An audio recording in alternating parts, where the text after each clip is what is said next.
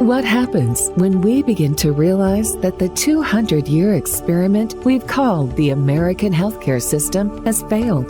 Tune in to Awakened Wellness with Mylaine Riobe, MD, and join the conversation about how to heal our broken system to reverse our current health crisis. The entire world is looking for answers, and the truth is hidden in plain sight. Learn how spirituality, ancient traditions, and cutting-edge science are merging to create a new paradigm of wellness every Wednesday at 12 a.m. and 12 p.m. Eastern Time, with live video shows every first and third Wednesday at 12 p.m. Eastern Time, when you can call in and ask the questions that matter most to you. Hello, and welcome to Dream Vision 7 Radio. And I am your host, Dr. Mylaine Riobe. You are listening to Awakened Wellness. And our phone number is area code 646-558-8656. And hit *9 to raise your hand if you have a comment or a question. Always love the comments and questions that come in. They're so, thoughtful and engaging. And so today's topic is going to be mistakes people make when they are trying to improve their gut health. And so, gut health is a major topic. Everybody knows that they need to improve their gut health, but, they fall into traps in trying things that may or may not be suitable for them. And I see that a lot in my practice. People come in with a list of supplements that they've been taking, different things they've tried. And so, there's so much information out there that it's the trial and error. They try this fad, that fad, and when they come in, they've got this list of 20 things that they're taking, trying to improve their gut health. And so the message is clear that we need to do this, right? We need to improve our gut health, but there's still so much confusion as to how do I do that? What do I do? And so today we're going to talk about that. We're going to bust some myths and talk about some data that backs up what the best strategies are for you. And so mistake number one that most of my clients, that I've noticed that many of my clients, I won't say most, but most of my clients with heartburn fall into this trap of taking antacids and what are called H2 blockers, such as, Protonix, omeprazole, or just Zantac over the counter, different things that buffer the stomach acid. And this is problematic in a couple of ways, right? So it provides immediate relief, right? So if you have really bad heartburn, it's keeping you up, it's preventing you from eating, foods that you would want to eat. It makes sense to just pop an antacid and you'll feel better and you'll be able to eat whatever you want and you won't have the heartburn. The problem with antacids are that they actually prevent proper digestion and absorption of food. And so you kind of get this, immediate relief here, bigger problem later over there.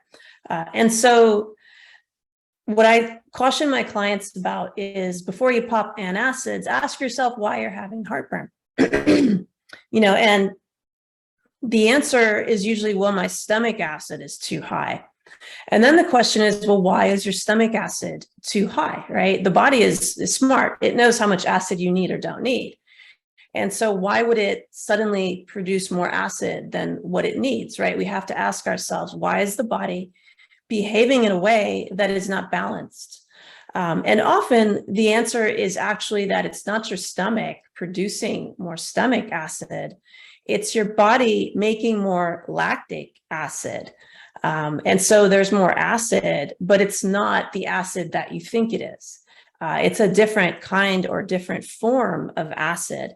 And so then we have to ask the question, well, why is that happening? Why is my body making more lactic acid and making me think that it's making more stomach acid? Like, what's happening? And so the next question is, well, is there an infection in the stomach or in the small intestine that is producing acid? And often when there's a bacterial infection or even a parasitic infection, the inflammatory responses that occur in the body, the way that the immune system is triggered, it causes there to be less circulation, less oxygen flow.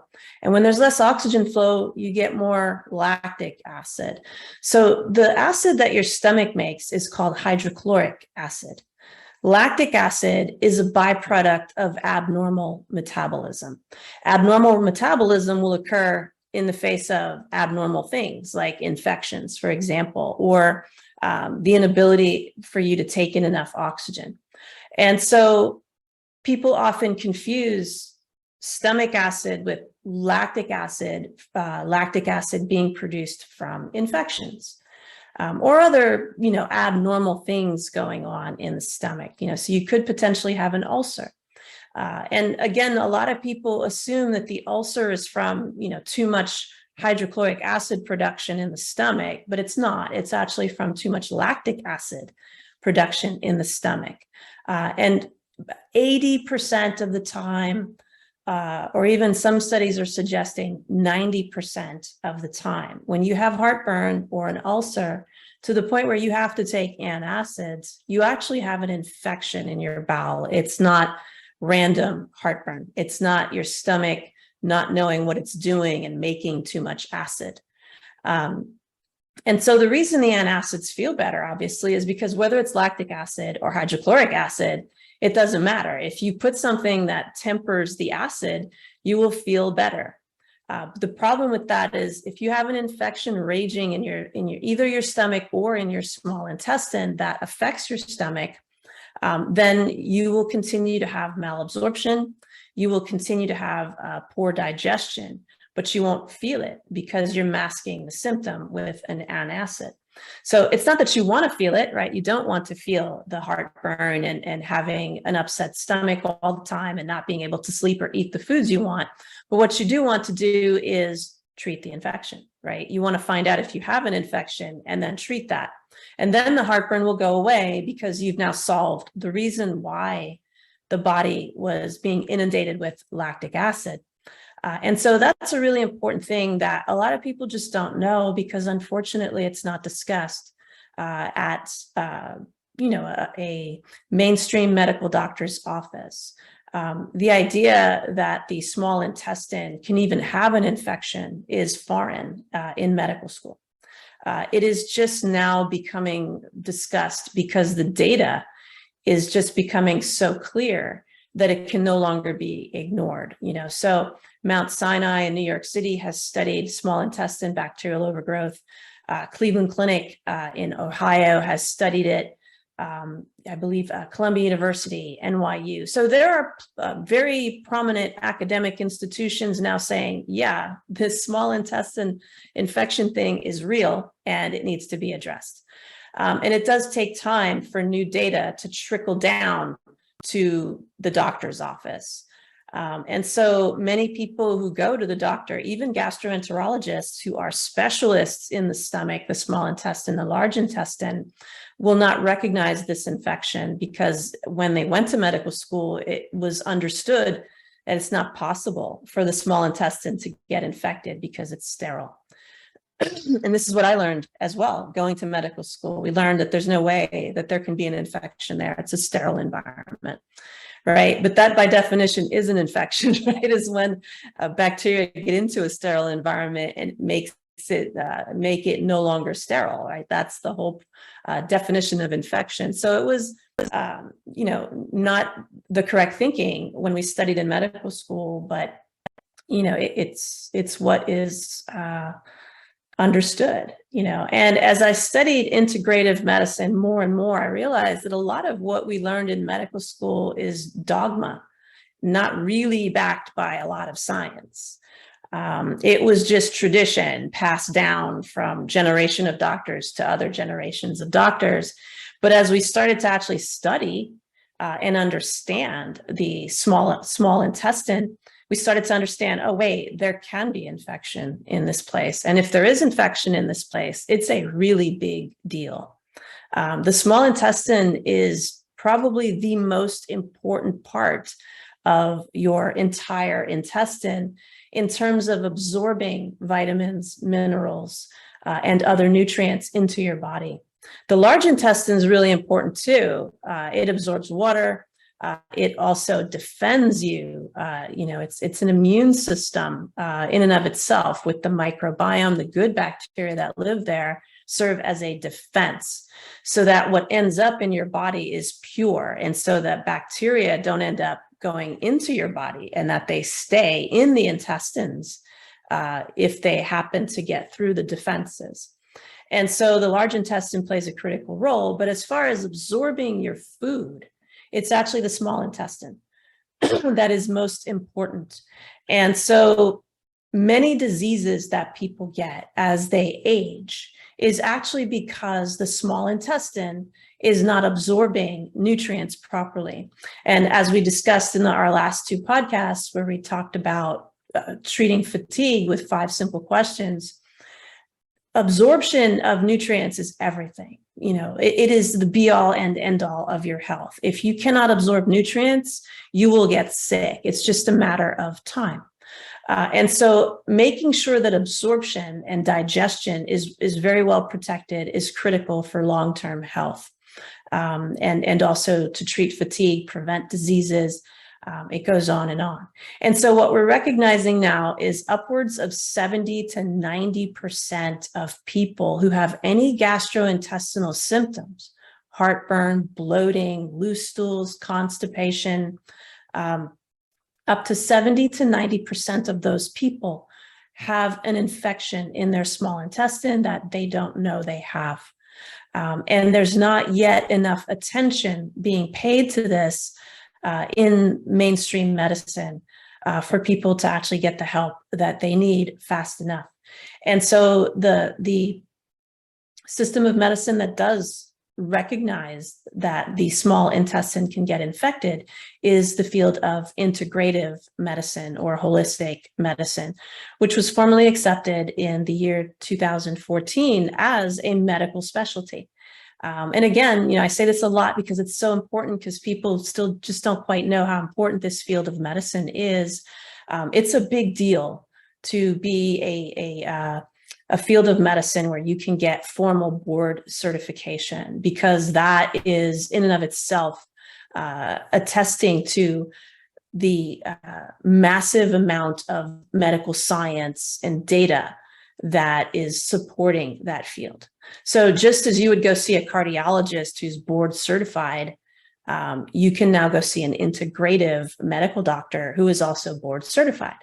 And whenever I talk about integrative medicine, I always have to talk about internal medicine, because people confuse them as the same, because they can both serve as a primary care physician, right? But the field of internal medicine is not the same as integrative medicine.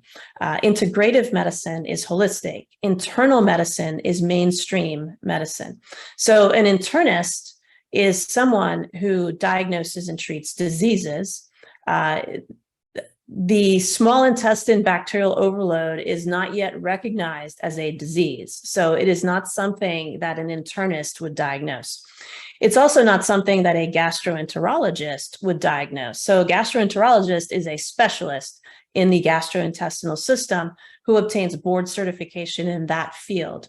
And again, because it is not yet recognized as a disease by that field of medicine, they will not diagnose it and treat it very often. So once in a while, we'll find a gastroenterologist who will do a breath test to diagnose this infection and will treat it. Unfortunately, oftentimes the treatment is to use antibiotics. In the field of integrative or holistic medicine, we understand that that's not necessary, and that could even be harmful to the large intestine and the delicate balance of good bacteria that are there. And so, we have a question. Is yeast a product of infection? I got a lot of tummy issues and yeast infections, usually at the same time. So yes, you can have yeast in the gastrointestinal system. You would want to be, of course, tested for that. You can be tested for that with a stool culture. So you just have to specifically make sure that your physician asks for a test for yeast. The breath test that diagnoses the small bowel infection will not diagnose yeast in particular. They'll just say yes or no, there is an infection. It won't distinguish if it's yeast or bacterial. A stool sample could potentially diagnose and distinguish the two. Excuse me. So yes, you can have a yeast infection in your gut. We've diagnosed that quite a bit. It is a sign that there is significant immune compromise in the gut. And so you want to make sure that if you are diagnosed with a yeast infection, you don't just treat the yeast infection, you also have to support the gastrointestinal system appropriately. The best way to do that is to be tested in the field of integrative or holistic medicine. There are breath tests that can be done. There are stool tests that can be done that are very different than what you would get with mainstream medicine.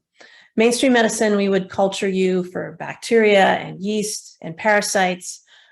In integrative medicine, what we do that's different is we actually test bowel function as well. So we test to make sure that you're producing adequate enzymes. We can test your stomach acid. We can test the microbiome itself. The microbiome is the very delicate balance of good bacteria that live in the large intestine.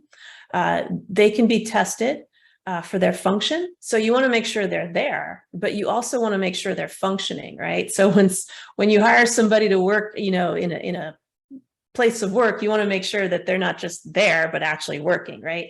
And so it's the same thing in the gut. You want to make sure that they're there and actually working.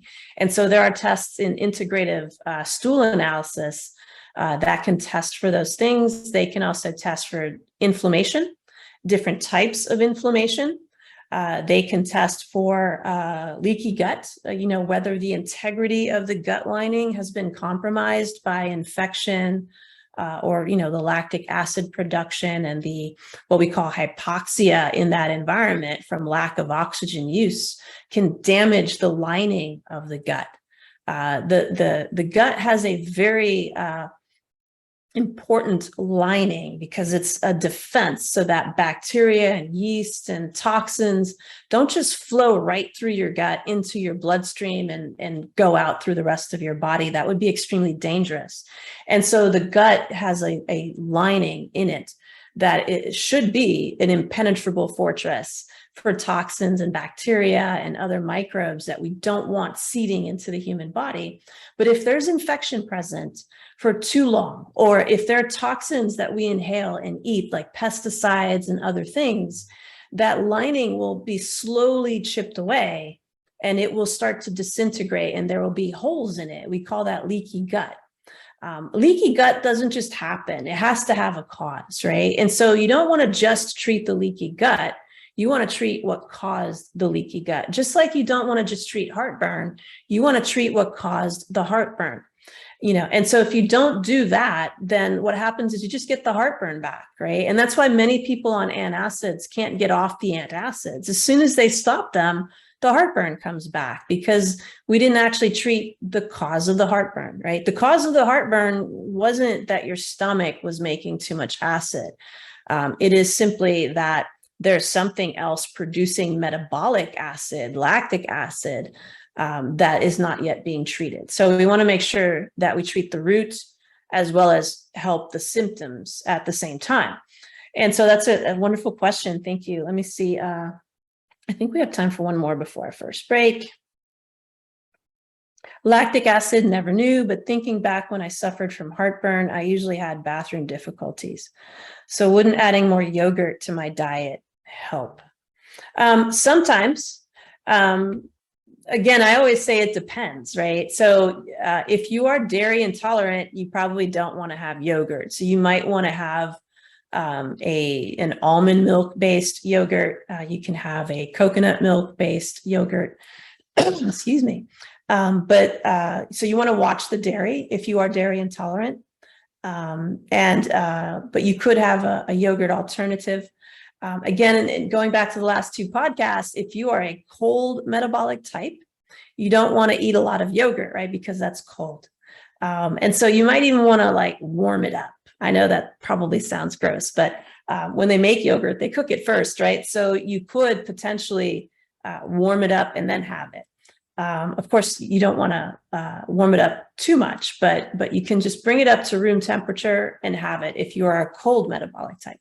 If you are a hot metabolic type, then go ahead. But just again, watch the dairy. So if you are dairy intolerant, make sure you have an alternative to dairy as a form of yogurt.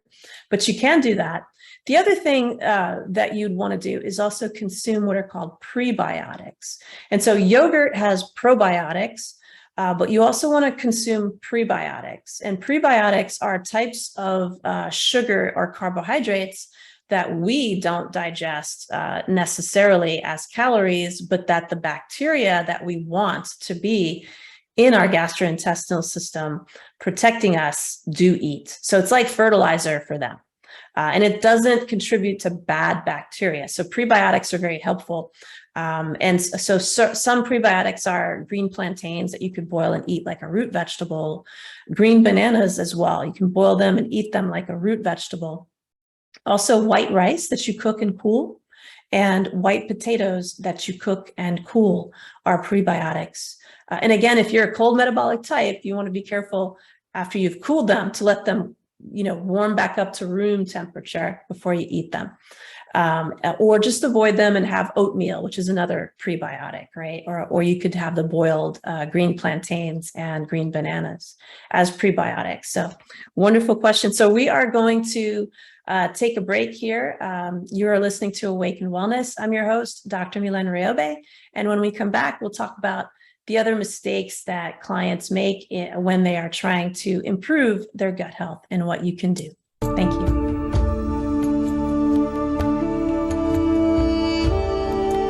What happens when we begin to realize that the 200-year experiment we've called the American healthcare system has failed?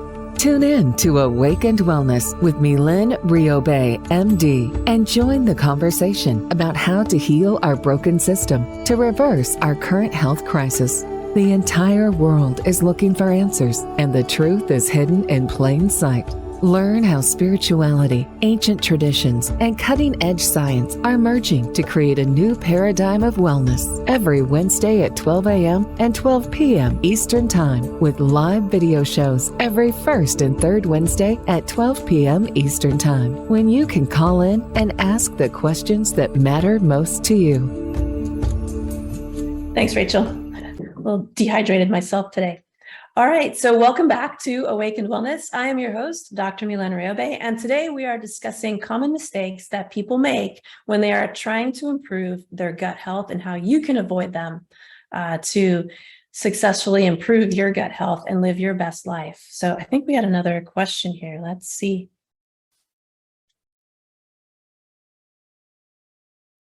Arthritis, is that an indication of other health issues? Yes. So nothing really ever happens in a vacuum in your body, right? Your body is one connected whole. So whether you have an issue in your pinky finger or anywhere else in your body, it's actually affecting your entire body because it's one connected whole. And so, it may be just an area that sticks out and stands out because, maybe you had some trauma to that area in the past, so the circulation wasn't ever really wonderful. So that would be the place that would be affected where the arthritis would show up, right? But arthritis is a sign of inflammation pretty much everywhere, right? And one of the main places it begins is in the gut. And so gut health is very much related to arthritis. It's also related to sinus issues, teeth issues. It's kind of a chicken and egg game, right? One feeds off the other. But oftentimes the starting point, the root, is the gut. And then when the gut gets out of balance, it creates the other issues in the other locations. And then that starts a vicious circle. So when you want to break the circle, it's actually better to get to the original starting point, if possible, as opposed to focusing on the thing that actually hurts, right? So while it's the pinky that hurts or the thumb or whatever it is that hurts and it's drawing our attention, we have to always ask ourselves, well, what's causing that? And gosh, I don't know, 7 or 8 times out of 10, it's going to be the gut, right? And again, any gut symptom is a clue. Heartburn, bloating, belching, flatulence, loose stools, constipation, all of it are signs that something's not quite right. And so you would know, okay, it's my gut. That's really the starting point here. So yes, it's a sign of other health issues. And I tell my clients, if we can identify what's going on in the gut, treat that successfully in a harmless way. In other words, not use antibiotics, not use steroids, not use antacids and things that actually cause you to take steps backwards instead of forwards, then we can really fix a lot of other things. Fixing your gut can help you prevent cancer. Fixing your gut can help you prevent Alzheimer's. Fixing the gut can even prevent autism. There's a lot of data to show that autism is a toxicity problem. And so one of the major lines of defense against toxins is the gut, and children are born with an undeveloped gut. According to traditional Chinese medicine, children's guts don't mature until the age of 8. And so being extremely cautious with what we feed them, with what we expose them to at those vulnerable ages is extremely important for them. Even attention deficit disorder can be prevented through, gut health and promoting gut health. And so that's another great question. Question from YouTube. Can the stomach lining completely heal? Yes, only if you treat the cause of why the lining was damaged, though. And then you continue to treat the cause, because oftentimes the cause doesn't permanently go away, right? We're not going to get rid of every toxin that could potentially affect the gut. And so there's always this acute situation of fixing the acute problem. And then there's the maintenance, and the maintenance goes on forever, right? Never stops, because the toxins never stop, right? Stress never stops, seemingly. And so we can't really ever stop promoting gut health. And then we have to exercise, I call this healthy paranoia. We have to have a healthy paranoia or a self-awareness as to when, if we start getting bloating again, and it's not just a one-off where it's, okay, I ate something bad yesterday, I had bloating today, now it's completely gone. If it's something that's persistent or repetitive, there's a pattern. You don't want to sit on that. You don't want to say, well, let me see what happens later. It's just going to snowball into other things. So you want to hit it early if something is going on. But yes, you can heal the stomach lining. It's just a matter of putting in more good stuff than bad stuff, and having more healing than damage go on, if that makes sense. So every breath we take is partly healing us, partly damaging us, right? Because we're inhaling toxins. We're also inhaling good oxygen. And so there's this, battle, two sides of a coin every time we take a breath. And so we just have to understand that. We don't have to be paranoid about it. We don't have to be afraid of it. We just have to know, okay, so I know that this goes on. So I just need to make sure that every day I am promoting something that will remove those toxins, that will help my gut to heal. So if it's, yogurt, kombucha, prebiotics, if it's getting tested because you have symptoms that are not going away, it's getting tested and being treated, getting tested for a small bowel infection in particular. A lot of times what comes out in our stool didn't really originate in our stool. It originated in the small intestine and trickled down into the stool. And so we end up treating the bacteria that we find in the stool.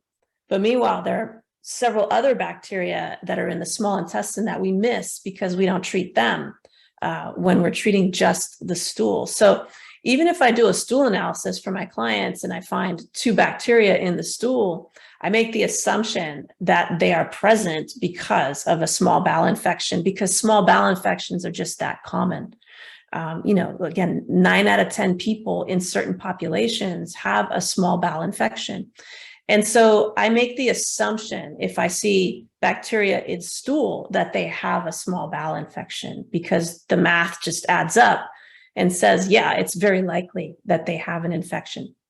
Now, if we want to really confirm that, we do a breath test to confirm that it's a small bowel infection, because that will isolate the infection to the small bowel based on the breath testing. And so you just want to have a very, I call it a healthy paranoia, a self-awareness to really continue to move forward in the endeavor of keeping the gut healthy. And so, mistake number 2 that a lot of clients make is that they take probiotics without testing. And probiotics are touted as, very healthy. And it's not that they're not healthy, but if you don't need them, they can cause harm. Again, Chinese medicine teaches us that everything is about balance. So even a good thing can become a bad thing if it's overutilized or if it's underutilized, right? So if something's too low, we have problems. If something's too high, we have problems. I talk about this with estrogen a lot, or thyroid hormone, right? If you don't have enough thyroid hormone, that's a problem, right? You're going to be exhausted. You're going to be prone to diseases. Your mental clarity and focus will not be normal. If you have too much thyroid hormone, you are going to have, all kinds of problems in the other direction. You're going to have anxiety, palpitations. You're not going to be able to sleep. You're not going to be able to focus because your brain is racing. And so too little or too much is a problem. So I like to test my clients to make sure that they actually need probiotics. And when the testing started to become available, what I realized is a lot of people don't actually need probiotics, and so we started moving to prebiotics more. Oftentimes, what you find when you test the microbiome is there are certain families of the microbiome that are overgrown. There's too much of them. And then other families where there's too little of them. And so if you give someone probiotics, what you're doing is you're promoting the too much and the too little. So you're bringing the too little back into balance, but you're sending the too much off the rails. And so that actually increases the risk of an infection. And so what I've learned is more likely than not, people actually don't need probiotics because of the imbalance. Some are overgrown, some are undergrown. So when you have something that's overgrown and something else that's undergrown in the same environment, you want to just promote the undergrown. You don't want to make the overgrown more, right? And so prebiotics are the best approach for that, so that you fertilize this family so that it can grow. The fertilizer is not going to force the overgrown bacteria to keep growing, right? They have a means of keeping themselves in check. But if you're throwing more of them down into the gut in the form of probiotics, they can't exercise that option because they're getting dumped on, if that makes sense. And so you want to just fertilize the area and let the microbiome figure itself out. And it's extremely intelligent and it can actually do that. And so I've realized with testing, the availability of testing, most people don't need probiotics. I have a very small handful of clients who actually need probiotics. In other words, when you test them, all of the families of their good bacteria are too low, all of them. None of them are overgrown. Those people need probiotics, right? But only even for a specific period of time, not forever. And so at some point, if you fertilize them with the probiotics, so you give them probiotics and prebiotics while all the families are too low, there comes a point where they start to feed off of each other. And the microbiome is actually much more resilient than we think. And it can actually balance itself again if we provide it with the right nourishment, right? And remove the toxins that would kill it off, they'll grow. And so that's what I've learned is a common mistake that we even used to make in the integrative medicine world, right? Is we would give everybody probiotics, especially if they took antibiotics. And what we're finding out is, oh, that's probably still not a good idea, And so we're doing prebiotics mostly, unless you're tested and you're flatlined on all of your good bacteria, you do not want to take probiotics. Now, does that mean you can't have yogurt and kombucha? No, the amount of probiotics in those drinks and foods is so low that you're not going to do damage. But when you're taking, 20 billion, 100 billion, 250 billion bugs as a form of probiotic, that's going to be, a problem. And so, more questions. Let's see. Question. I have a reflexologist who works a lot on my feet to heal my gut. Yet, although it seems to work for a bit, I have to schedule another session a week later. Yeah, and so anything, even acupuncture, reflexology, we have a machine that we have from Germany called OnDemand, and it's a pulsed EMF machine. You still have to treat the underlying cause, right? And so those machines are excellent for rebalancing you. But if the cause of the imbalance is still present, you'll just go right back out of balance, right? We see that a lot with chiropractic care. So, I have clients who say, gosh, I have to keep going back to the chiropractor. Well, that's because the reason that your muscles are tensing has not yet been treated, right? You can't just realign the spine and expect it to stay that way unless you relax the muscles, right? Unless you metabolically relax the muscles. So going for a massage is great. That's all great. But if you are not resolving the metabolic problem that exists inside the muscle cells, they will just tense up again, right? And that boils down to, guess what, right? The gut. So in other words, those muscle cells get tense because they are not properly fed and oxygenated, right? And so the gut has a lot to do with that, because that provides the nutrients that go in those cells. And then the oxygen is then allowed into the cells once those nutrients are present. And then your muscle cell can contract and relax properly, right? Because that's what it does. It's supposed to contract and relax. And if it cannot do that, if you have vitamin deficiencies, it will contract because acid will make it do that. But then it will not relax. And so that's the reason that there's malalignment in a lot of people's spines.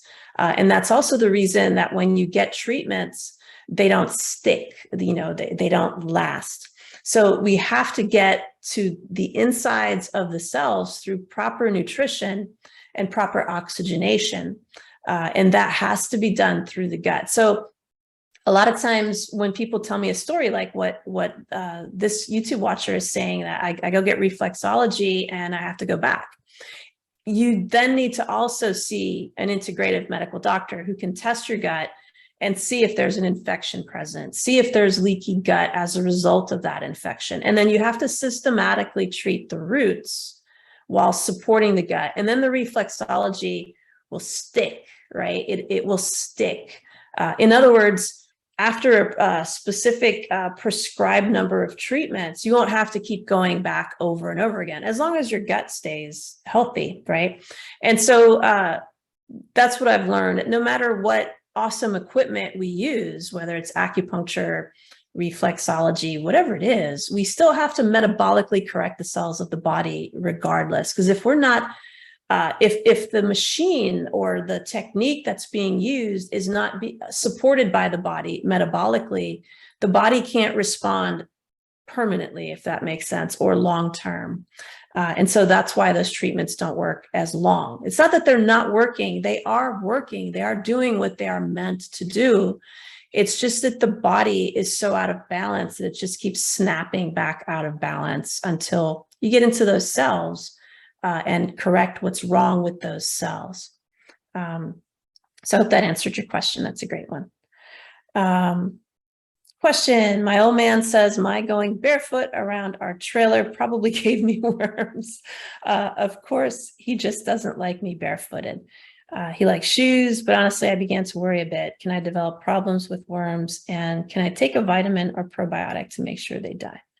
Well, yeah, I mean, it's not so much going barefoot that would do that, so much as having a compromised immune system, right? We are designed to run around barefoot, right? We weren't born with shoes. And so, this idea that if we don't protect ourselves with man-made stuff, we're going to die isn't necessarily always true, right? But if we have a compromised immune system and we do that, yeah, we might have some problems, right? So if you're diabetic, you have to be very careful about walking around barefoot, because if you injure your foot, right, if there's a cut, very easy for bacteria and things to get in there and cause, problems. But I'm not aware of going barefoot causing worms. What's more likely to cause worms is food that you're eating that is perhaps inadequately, cooked, in combination with an immune system that can't handle killing them, right? And so you'd want to, of course, be tested for that and then be properly treated. And there are natural agents. There's almost no infection that can't be treated with a natural agent, unless it's severe, right? If your life is in imminent danger, or you have an underlying medical condition, which makes it very difficult for your immune system to be recruited to fight an infection, then yes, you may have to take antibiotics. That may just have to be what you do. However, oftentimes, if something is mild, not compromising, your immediate well-being, not life-threatening, there are plenty of natural agents that will work properly, right? Artemisia being one. It's used to treat malaria and other things. So there are quite a few natural options, but you want to be under the care of a board-certified integrative medical doctor and not do a trial and error trying to correct those things on your own. So I hope that helps. But no, going barefoot is great, as long as, again, diabetes is probably the biggest cautionary, the biggest caution to exercise if you're diabetic. But yeah, going barefoot is great because that allows you to connect with the planet. The planet's just a gigantic battery that provides electrons through the human body. We know that we are an electrical field, right? A bag of water with current flowing through us.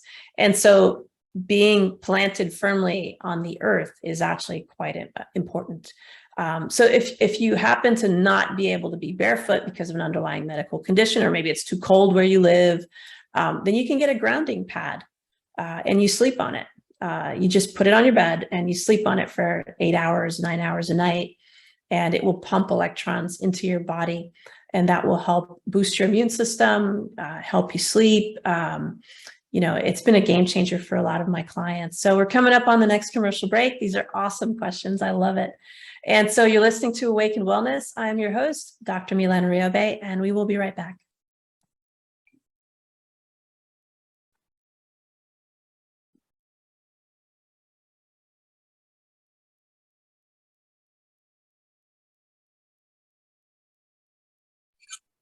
And we're back.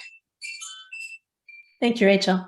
Welcome back to Awakened Wellness. I'm your host, Dr. Mylaine Riobe, and today we're talking about the common mistakes that people make when they are trying to improve their gut health and how you can avoid them and live your best life. And so I think we had some more questions here. Florida just had a bad hurricane, yes. And the kids and I are working on cleaning and drying our home. Everything is still damp. My friend said I need to leave my home due to concerns about mold and dampness. Is there something I could take to help our immune system?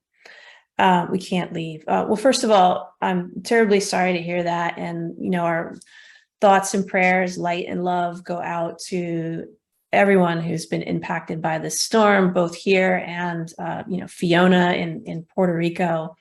And so I hope that everyone is safe and is able to get back to, living their lives and even improving upon what they had before the storm. Sometimes, the silver lining is we rebuild something better. And I do hope that that is, in fact, what occurs for everyone impacted by these recent storms.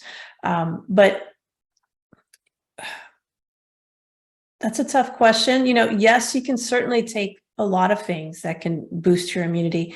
Probably the most important thing is to change your air conditioning filters often, way more often than you normally would. HEPA filters in particular, and a very highly rated one that will filter out everything. Yes, it makes your air conditioner work harder. This is a funny story. I went to Home Depot to get new air conditioning filters, and I couldn't find the rated ones that I wanted. And so this really nice gentleman is coming down the aisle, and he's like, "Oh, can I help you find something?" And I said, "Yeah, please. Do you have a 10 rated, filter in this brand?" And he was like, "Oh, yeah, but that's going to make your air conditioner work harder, right?" And I'm like, "Well, yeah, I'd rather my air conditioner work harder than my lungs," right? So I was like, the air conditioner can do all the hard work. I want my lungs to have it nice and smooth. And so, he chuckled with me. He's like, "Yeah, that's true." And, so he helped me find the better rated filter. So that's what I would recommend. They are more expensive. It's true, but having bad lungs is way more expensive than air conditioning filters. Not being able to properly breathe and oxygenate the body is much more expensive than, highly rated AC filters. And so I would recommend definitely highly rated AC filters. Change them much more often than you think. So if they're rated for 3 months, I would change them in 1 month, especially, with the dampness in the home and things like that. You'd want to get a specialist in there, of course, to make sure that there is no mold creeping into the walls and, seeping into the drywall, that type of thing. So, that's way beyond the scope of what I do as a medical physician. But I would definitely recommend that you call a company to help you assure that there's no mold, forming in places where they should not. And to boost immunity, there's so many things, right? Hard to say exactly what to take, right? So just about every vitamin is important for the immune system. So I would take a really good multivitamin, very clean, organic if possible.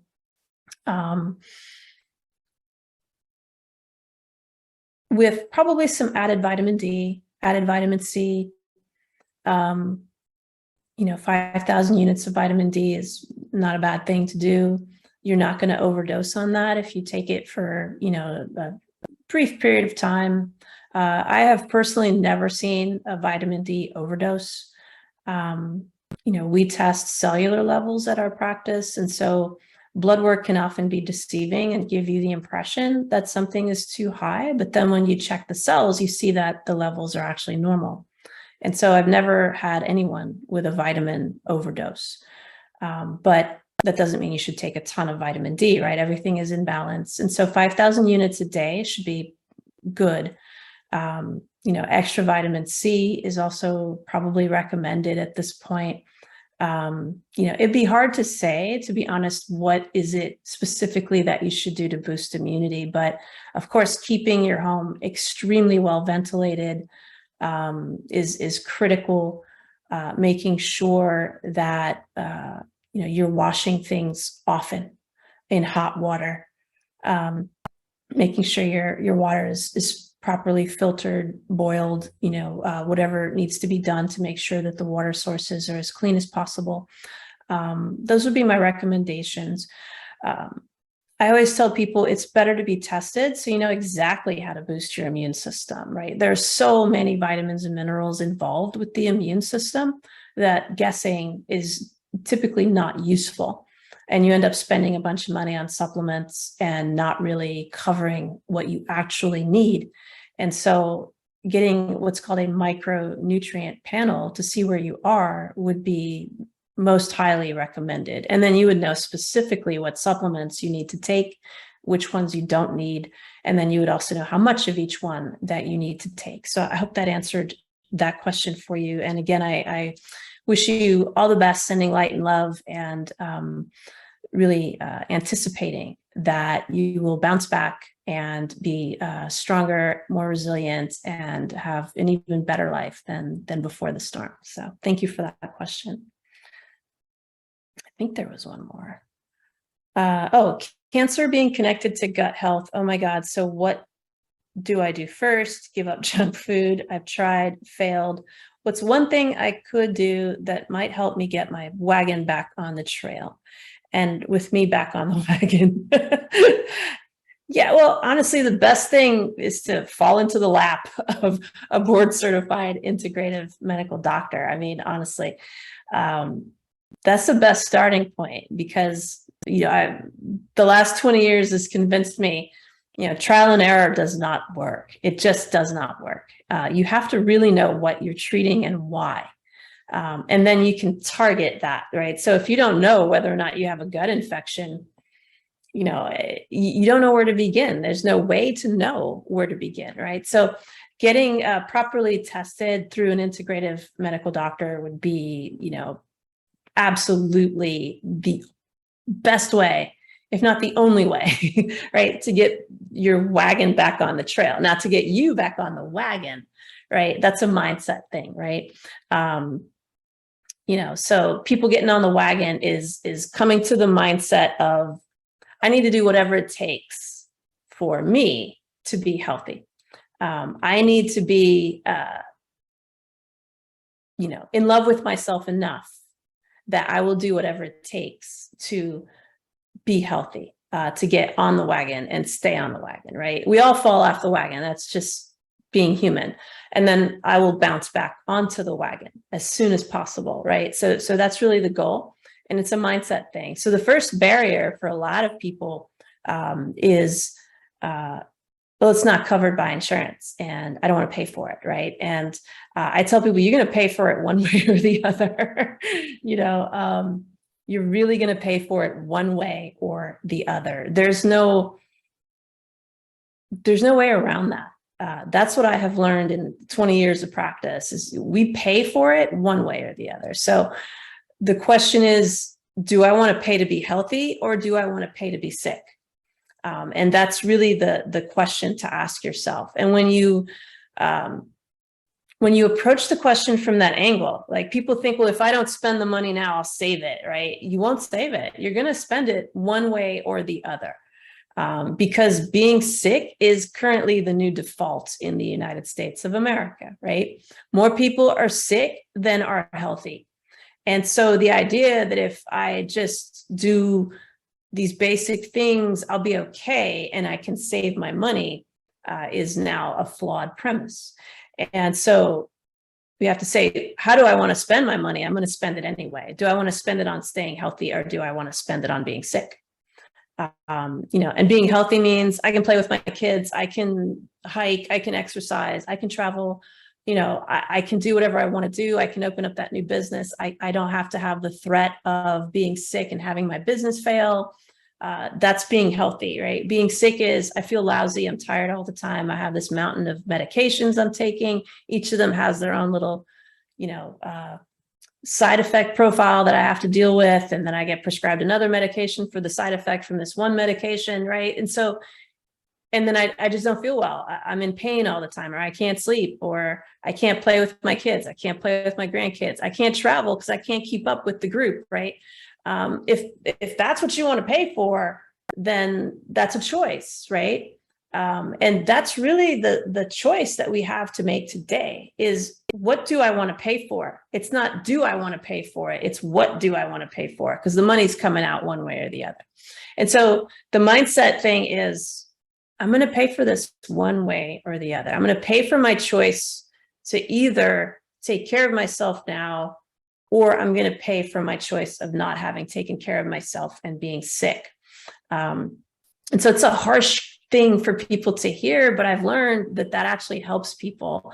And it's not as cruel as I thought it was, to tell people, you're going to spend it one way or the other, right? We know that spending money on diseases is about $11,000 a year per disease, and that's with insurance coverage, right? And so the math is really adding up that we should take better care of ourselves. Let me see, out of time. All right, Rachel. So thank you, everyone. I hope you found this podcast to be very helpful. And again, I wish everyone light, love, blessings, and hopefully things look much brighter for our hurricane victims. And until next time, many blessings. Thank you for listening.